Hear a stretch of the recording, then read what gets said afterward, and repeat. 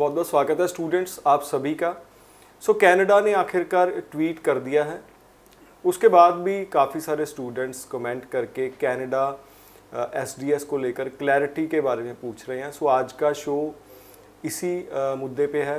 Full clarity लाने की कोशिश करेंगे कि एग्जैक्टली कनाडा ने अब कौन सी चीज़ें ऑथेंटिकेट की हैं। आज के हमारे गेस्ट हैं लैंडमार्क इमिग्रेशन से मैनेजिंग डायरेक्टर जसमीत सिंह भाटिया जी, बहुत बहुत स्वागत है। Hello everyone. Jasmeet ji, presently क्या स्टेटस है जनवरी इनटेक को ध्यान में रखकर अगर एग्जैक्टली बताएं तो कनाडा ने क्या क्लैरिटी दी है? देखो दीपक, मेरा स्टैंड पहले दिन भी वही था और आज भी सेम है, ठीक है, कि हम फाइलें लॉन्च कर रहे थे 10 अगस्त के बाद।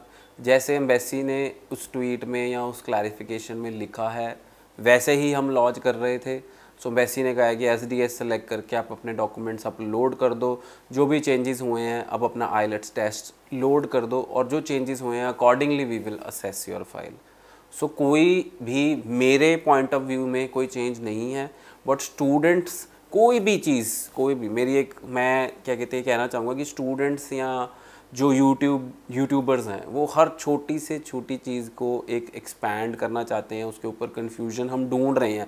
कन्फ्यूजन है नहीं।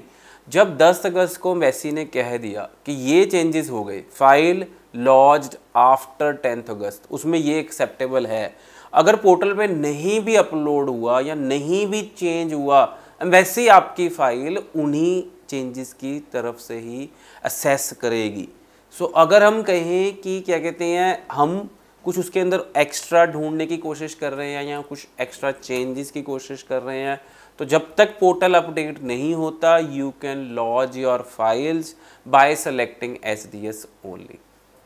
जी, स्टूडेंट्स बहुत ज़्यादा क्लैरिटी अब है कि आपकी फ़ाइल सर्टेन। कंडीशंस भी मैं चाहूँगा एक बार आप दोबारा बता दें, क्योंकि आज की डेट में भी अगर मैं देखूँ, जब लाइव और वीडियोस के कमेंट्स देखते हैं तो बहुत सारे स्टूडेंट्स अपना प्रोफाइल बता रहे हैं और पूछ रहे हैं क्या मैं एलिजिबल हूँ कनाडा के लिए। पीटी ओवरऑल 60, आईलेट्स ओवरऑल 60, केल ओवरऑल 60, टोफल ओवरऑल 83। यही चारों टेस्ट, ये scores are acceptable under SDS. This is the new rule to apply under SDS for Canada study visa.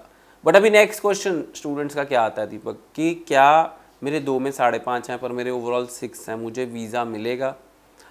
मेरे पीटी में 1 में 50 हैं, 2 में 52 हैं या ऐसा, तो मेरे को वीज़ा मिलेगा? Right now if you tell me, if you ask me कि what is the trend of week IELTS या English profiles which we are applying under SDS या market trend is what is the trend?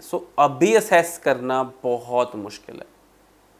I cannot give you any verdict, क्योंकि मेरे पास बहुत students daily मिलने आ रहे हैं कि सर मेरे 2 में 5.5 है, मेरा 1 में 5.5 है। Right now no verdict can be given, yes, until 30th September, until 30th September। क्योंकि सपोज मैंने एक फाइल रिफ्यूज़ल आ गई 1 में 5.5 बैंड पे, या 2 फाइलें रिफ्यूज़ल आ गई 2 में 5.5 बैंड पे, they can be refuse for some other reason, not because of English.